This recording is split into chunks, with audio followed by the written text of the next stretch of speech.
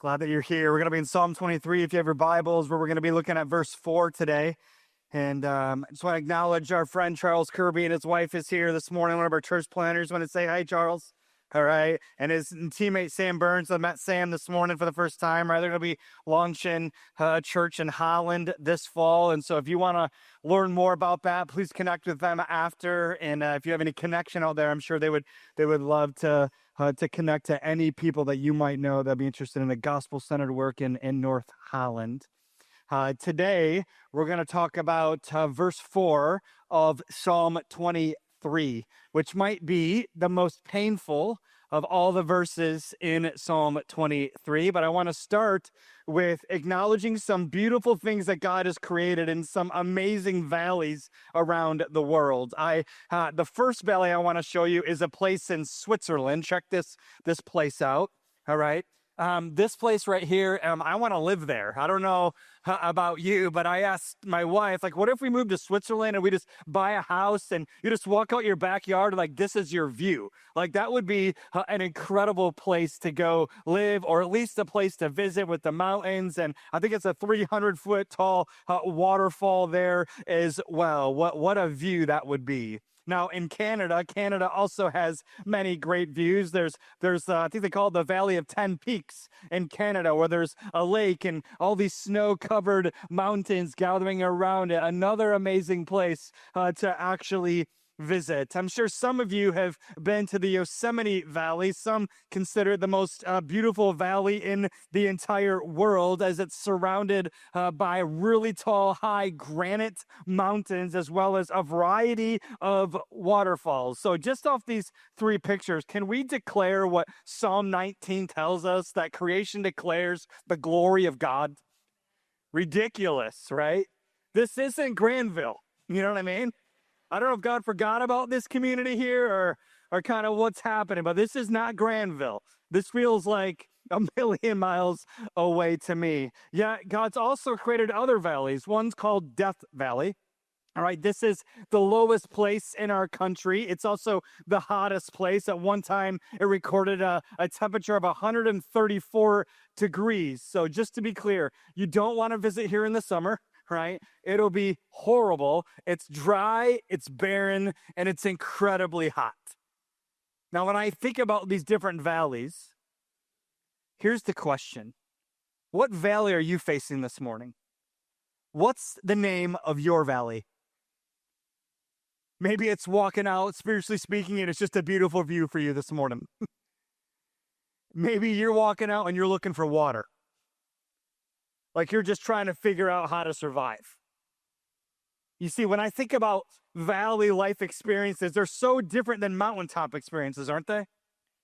Like mountaintop experiences are literally experiences that give us the greatest memories in our life. You can think about your wedding day. You can think about having your children, or working towards your dream job, or maybe for you and your family, you're able to save a lot of money and build a dream home, or go on a dream vacation, maybe to Switzerland. You can take me too, okay?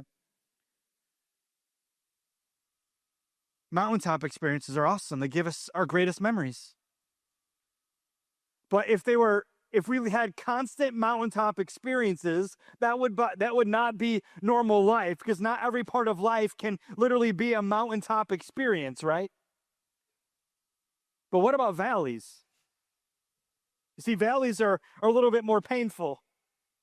They're memories probably of our greatest suffering, where life's been hard and life's been difficult and we've been punched in the face, and our life in some ways hit the fan and we're not quite sure how to respond. And I'm so grateful that's not all of my life either. But if I could be honest, I've experienced far more valleys than I have mountaintops in my life. Anyone else? Life's painful. Life hurts. Listen, let's just do something different this morning for a moment. If I was to ask you to name a valley that you've experienced in your life, I just want you to yell it out briefly. Help me out. Let's fill the room. Name a valley that you've experienced in your life, spiritually speaking. Rejection. What else? Yes. Come on. Divorce. Yep. Betrayal. Anyone else? Health challenges, absolutely. How about the loss of a loved one? Anyone, right? What about the loss of a job? What about financial burden? What about watching your kids suffer in some ways and you can't control it? You see, these valleys go on and on. When I find myself in a valley, a question I often ask is this: what's the purpose of this? I don't see it, God. Like, I don't know what you're doing.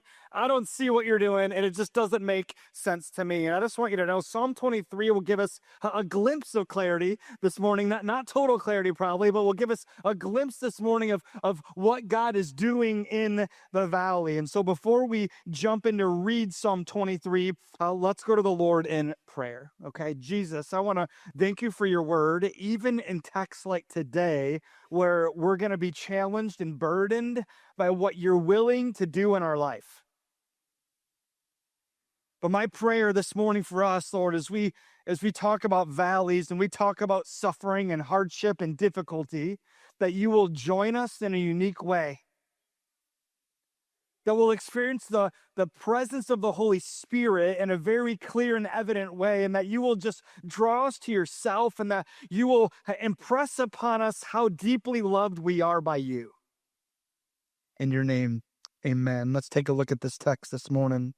Psalm 23 says this: the Lord is my shepherd, I shall not want. He makes me lie down in green pastures. He leads me beside still waters. He restores my soul.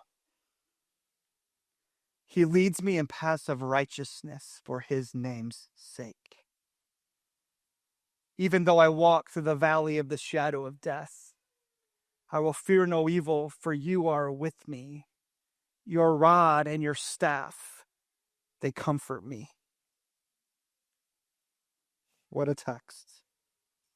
Psalm 23 starts, if you've been with us, you know this, but to get everyone on the same foundation, Psalm 23 starts with a 5-word declaration: the Lord is my shepherd. And all of Psalm 23 is built off of that phrase. Like, that phrase is the foundation for everything that happens in the whole entire short psalm. The Lord is my shepherd. In other words, here's what the text is saying, is that no one in the world can shepherd you like the Lord actually shepherds you.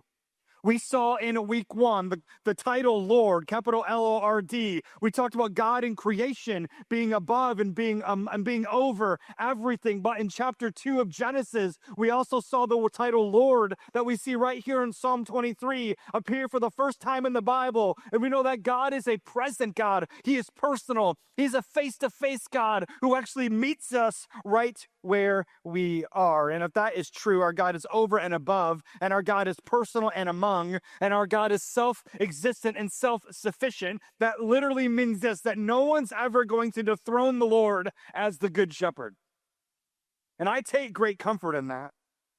And so why is the Lord the best shepherd for us as sheep? It's because of, yes, who he is, but it's also because of what he actually does. Because here's what the text wants us to realize: that when you look for satisfaction, what your heart's greatest desire is only going to be found and answered in him. He is the answer. He is the one who will come through every single time. And so as sheep, what do we long for? I don't know about you, but sometimes I long for rest. Sometimes I long for food or wisdom or guidance or protection.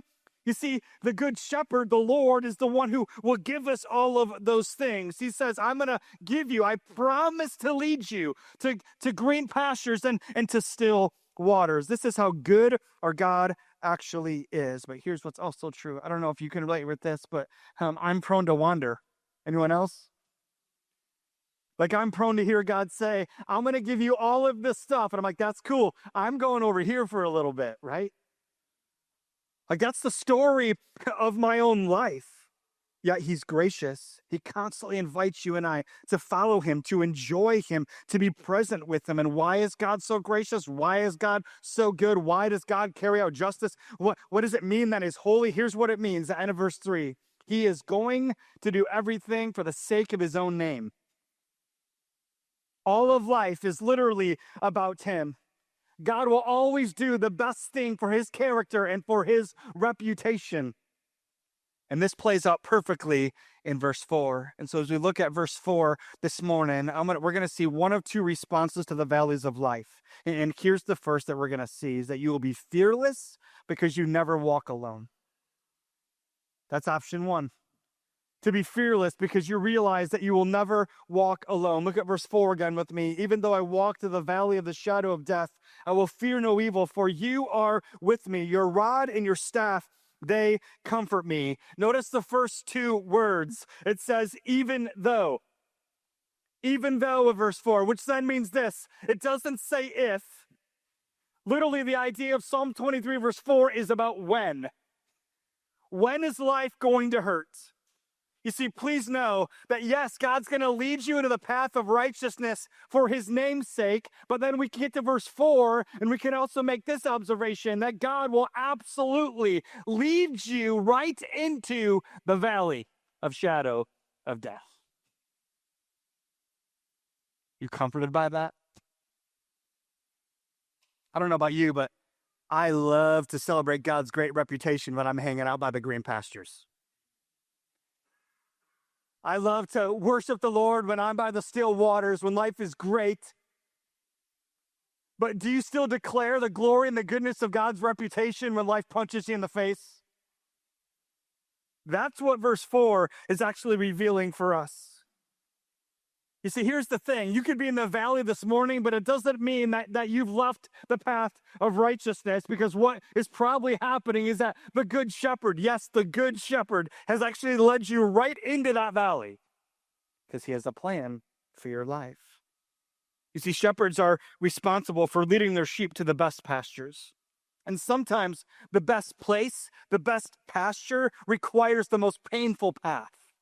Some shepherds will lead their flock down a terrible hard road, or through a difficult path, or through a difficult crevice where they realize that their own sheep are going to be vulnerable, and there's going to be predators that want to prey on them and want to destroy them and want to literally take them out. And in Psalm 23 verse 4, it says, even though I walk through the valley of the shadow of death. What does that even mean? What is the valley of the shadow of death? Another way to define that phrase is literally deep darkness. Deep darkness. It can often be described as a place of no return. And we can experience the valley of the shadow of death in so many ways in our hearts and in our lives. And I think, to be honest with you, the moment that we're born, we start experiencing the presence of death. I mean, every breath I take, every day I live is one step closer to the reality of death. And here's what I've experienced, is that this idea of this valley of darkness, it's a perfect metaphor for how death's encroachment on all of life. I think we could all give testimony that we've experienced the influence of the shadow of death in a variety of ways in our hearts and in our lives. I think about Adam and Eve in the garden again. I think about God's ability to create all of creation, his authority and power demonstrated by how God created.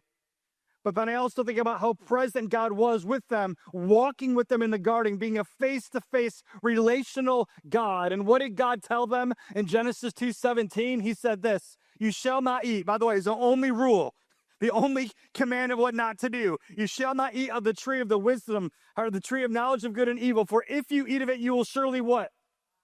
You will die. Flip the page to Genesis 3. Eve eats the fruit. Where's Adam? Right next to her. What a good dude that guy was. Question, did they immediately die? No. But in that moment, through the rebellion against the Lord, they ushered sin into the world, and they started a one-way journey to death. And this shadow of death that we see in Psalm 23 verse 4 started to be visible everywhere, and death began to reign. Now, let me think about this differently through a different lens. I think a lot of people in our country lack gospel clarity. And one thing that's very popular in the world is something called the prosperity gospel. Some of you probably know what I'm talking about, that if you trust Jesus, life's going to be easy. You're going to have perfect health. You're going to have incredible wealth, and God's going to bless you immensely because you trusted him. That's not my experience. Anyone else? Those who believe in the prosperity gospel are going to hate Psalm 23, verse 4. Like in my mind, that wouldn't exist if that was literally my view on what the gospel actually is. Because when I read Psalm 23, verse 4, here's what I see. That if I trust and if I promise to follow the Lord and if I put all that I am and all that God is and I allow God to lead me, he's going to lead me to some of the most painful, misery-filled moments in my life.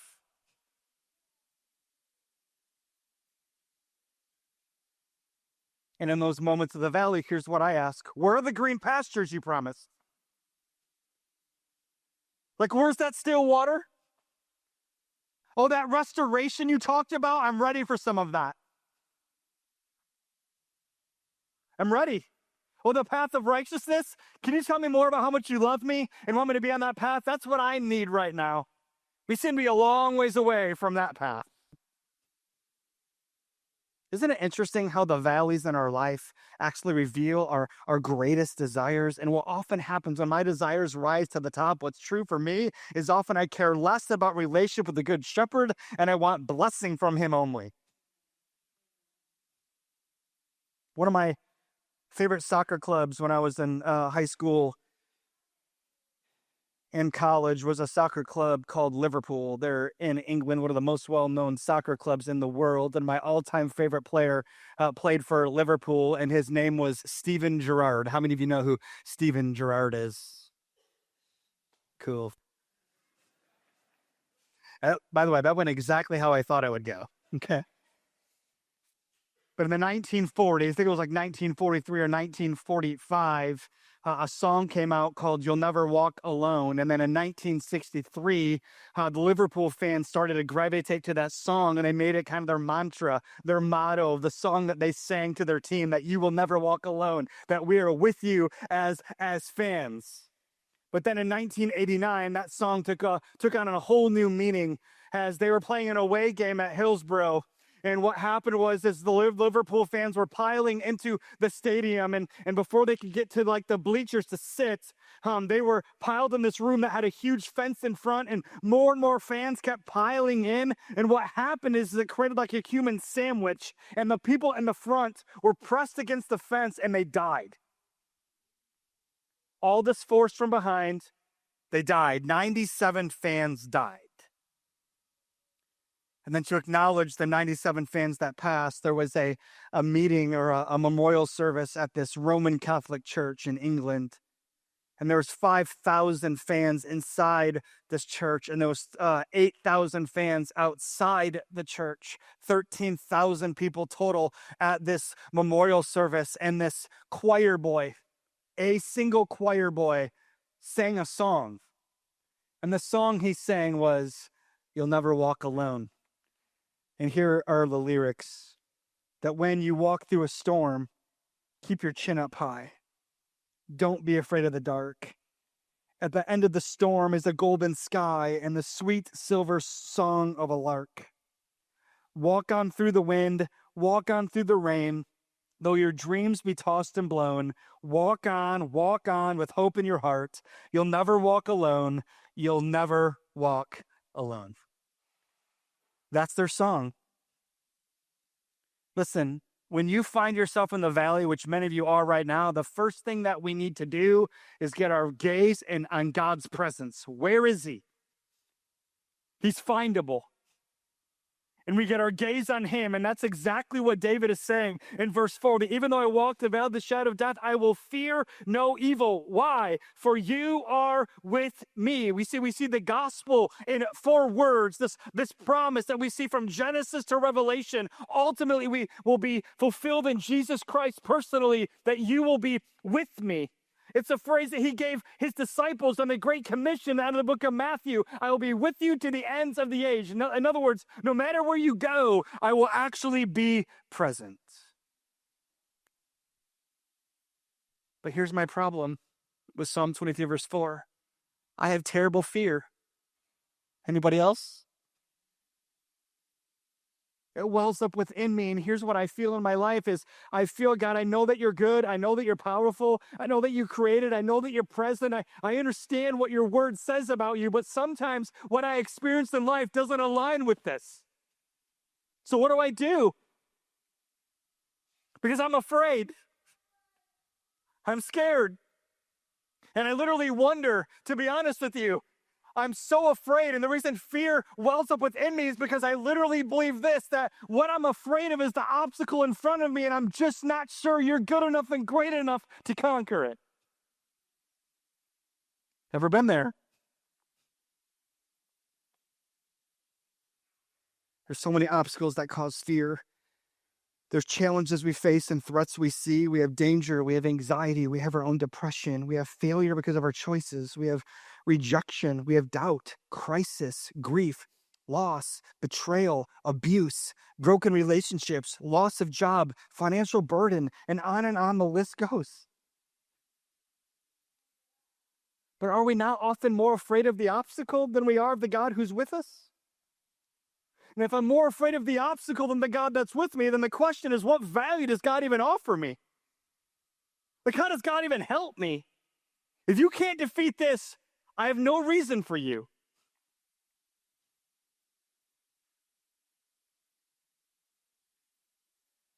Here's where our hope lies. It's in the promise of the presence of the one who's with you. Because the valley that you experience right now, I remind myself of this, that he has authority over all of it. He has authority over it. And so David is saying that when God is present, he shuts down fear. Do you believe that? Fearlessness is related to your proximity to the Good Shepherd. If there's incredible immense amount of fear, it probably means the distance between you and the Good Shepherd is growing. So what you need to do when there's fear is you need to close the gap between you and him. It is painful, but it's important. And it's in the valleys of our life that I believe this, that we will experience the greatest refreshment from the Lord that is simply not possible on top of the mountain. So why the valley? Why do we experience painful seasons? Why do we suffer? Why is it hard? Here's the reason. One reason is because God is going to develop within you his own fruit of his own spirit to be present in you, to grow you in a way in that valley that could never happen on the mountaintop. Are you good with that? Will you accept that? So that means God is with me in every trial and every disappointment and every moment of suffering and every hardship and every frustration. That God's going to put me in places of constant desperation. And in the moment of greatest desperation, here's what God is saying. I'm going to meet you there because I'm present, and I'm going to do my greatest work in you in that valley that cannot happen when life is good, great, and you're making memories. It requires the valley. I'm here. I'm with you. I'm present. So the question is, what kind of person makes it through the deepest and darkest valleys? There's only one person, and it's the person who has no reason to fear it. Is that you? Here's the second way that we can respond to the valleys of life. First is being fearless, but second is you'll be restless because of the dangers that you face. Look back at verse 4 with me again. It says, even though I walk through the valley of the shadow of death, I will fear no evil, for you are with me. Your rod and your staff, they comfort me. Again, that first phrase, even though I walk through the valley. Notice it doesn't say, even though I die in the valley, even though I stay in the valley, even though I stand in the valley, even though I'm stuck in the valley. It says, when I walk through the valley. What does that mean? It literally means this, that God has a plan, that God has a purpose, that God has a direction that he's actually headed. He knows exactly where he's actually taking you. And if the word in the text, the word used is the word through. So if God is saying, we're going to start here, we're going to go there, we're going to get through this actual valley that you're experiencing in your life, that means that the valley you're in right now is not the final destination. He's leading you somewhere greater than that. He knows exactly what he's doing.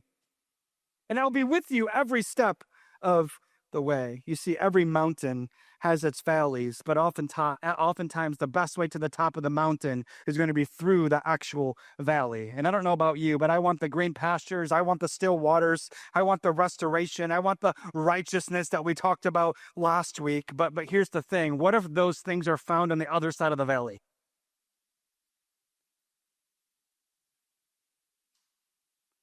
Was that not Jesus' story himself?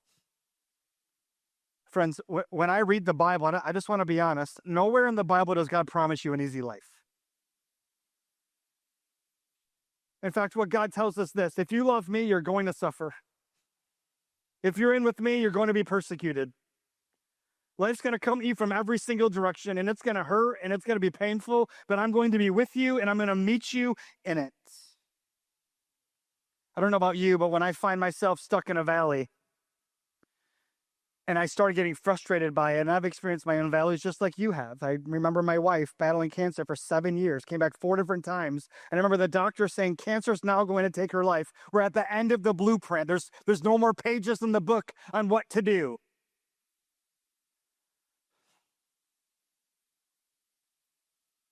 In that moment for me, there was a moment that was real dark for us. And I stopped asking questions of the Good Shepherd, and I started making indictments.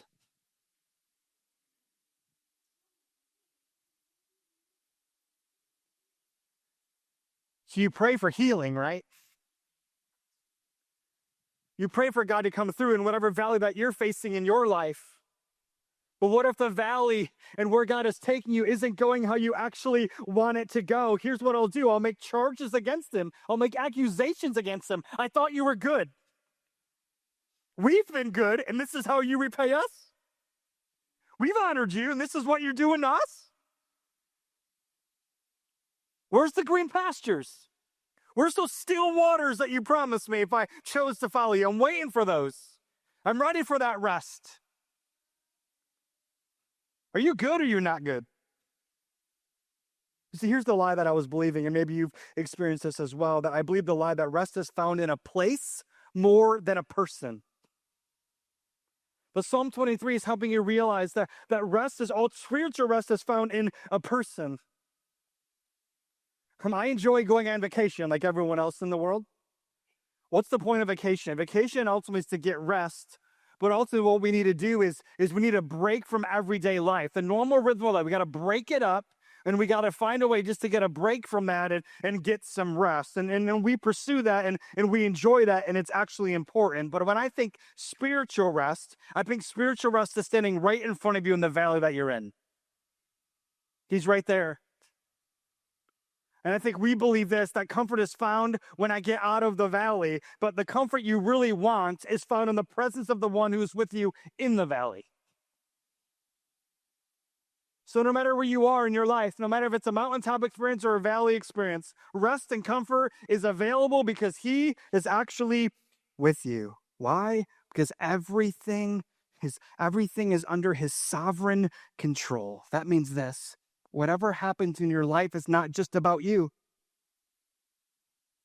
It's about what God wants to do through you for the glory and the good of his name. Verse 3, for the sake of his name, all of life is about him, which means all of your life is going to play out with how he wants it to play out. Which then means this, hey, when you suffer, you follow him, you trust him, and you're walking at a path of righteousness, and it's good, but then he chooses to take a detour, and he wants to take you right into the valley, and it's going to be a painful season for your family. You're going to have more questions than you have answers. What does that then mean? Here's what God is saying. I want everyone around you, your family, your circle of friends, your coworkers, your neighbors, to see how my own is handling this valley.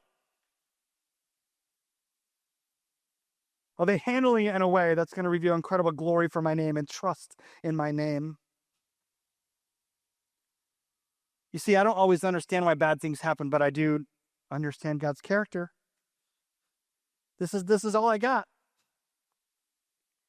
And if God is sovereign over all the valleys that we're in right now, here's what that also means. It means the valley's not your valley, it's his valley.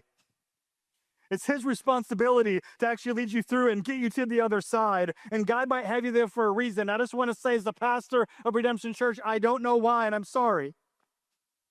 But there's something that God is doing there. The question is he trustworthy to you? He's not standing there trying to figure out which direction to go in, or he took a wrong turn, or turns to you and says, I don't know what to do. I made a wrong call. He's never lost. He's never confused on what's actually happening in the world or in your life. You see, God is not just in charge of the valley. He's in charge of getting you through the actual valley. And how does he do that? Here's what's beautiful about the second part of verse 4 is that we see our divine God with his divine tools and his divine hands. What does he have in his hands? Look at it. You are with me, and what does he have? Your rod and your staff, they comfort me. You see, when I'm in the valley, I need to see where God is, but I also need to see what God holds. Because when I read the last part of verse 4, here's what you need to know. How the Lord is not some lame shepherd. He's not some weak shepherd. Like this shepherd here, he's a warrior. And he's going to go fight for you to protect you at every single cost. And no one is going to snatch out of his hand any of his sheep. Why? Because his rod and his staff are present. This rod that he mentioned, it's a weapon to defend. It's a picture of how powerful that our God actually is. The ability he has to protect you and I at every single turn. He will defend you, and your safety is not your responsibility. It is his responsibility. So here's what God is saying to you and I in the valley. Stop fighting. I got it. I, the Lord, will fight for you. Put your fists down. Put your weapons down. I will go before. You simply hang out, you rest, you trust, and you watch me work. Some good news there. I brought you in here. It's my job to get you out. And so he comforts us with this rod, and he protects us. He never comes to a fight empty-handed. By the way, he's undefeated, just in case you didn't know. So think about this. He has a rod in one hand, and he has a staff in another. So this rod, it's meant to protect us. But this staff actually corrects us. He will use it to train his own sheep. He will put the hook of the staff around the necks of us as we try to wander and gently pull us back to the path that he wants us to be on to continue to experience him. And isn't it true that we need both his defense and his discipline? We need both. You see, our divine God has these divine tools in his divine hands, and he will lead you and I. But here's the thing, if he's going to lead us, he can't just be in front of us, and he can't just be behind us. He literally has to be right next to us. You see, it's right here in the valley of the shadow of death that we have this good shepherd who will protect and direct us. And I just want to make this observation, that God, when he leads you, he will lead you to pain just as much as he'll lead you to pleasure.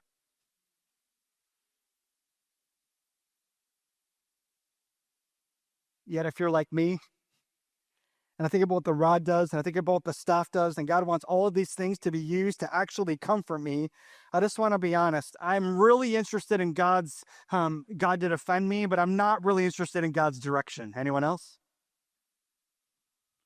God, protect me. God, keep me safe. God, take care of my enemies. But I don't know if I'm really interested in the direction part. Isn't it interesting that God is saying this? With the rod, I'm going to protect you.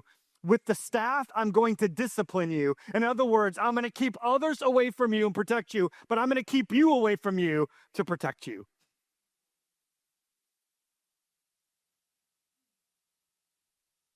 See, the good shepherd, he uses the valley to make us more like him. And if that's true, that means God refuses to waste any valley that you ever face. And every valley that you face has purpose. And comfort is not found in losing the valley. Comfort is found in the one who's actually with you because he's present with his divine tools. Our gospel takeaway this morning is this, is that in the darkest valley, God's with you, banishing fear. He banishes fear. How can we find comfort in Jesus when we're in a valley? Because listen, friends, There's not a valley that you face that's ever greater, deeper, or darker than the valley that he faced when he went to the cross for sinners on our behalf, and he died our death. He then was put in a grave, and then 3 days later, he rose again. So in other words, here's what happened for Christ. He endured the pain before we got the crown. Why do we expect it to be any different?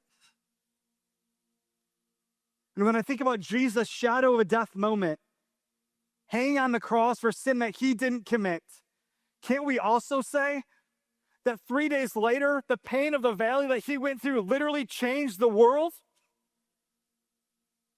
It changed everything. So is it possible that the valley you're in right now, that God wants to use it in such a way that it'll change your life and it'll change those around you, even though in the moment you can't even see it? You see, the story of the whole Bible is really about Genesis, Revelation, God taking the initiative for the sake of his name, verse 3. And so here's how I want to end this morning. I want to do something different. And I just wonder if you're standing in a valley right now, if you're just wondering, God, what are you doing? I don't know how to get out. I'm just going to trust. Would you just want to stand with the valley? Would you just want to stand where you are? If you're facing a valley and life's painful, you're not understanding it, what God's doing, or how it's going to play out, or how it's going to work, you just stand if you're facing a valley.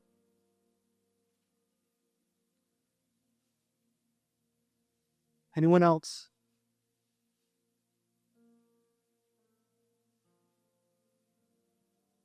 Welcome to life, right?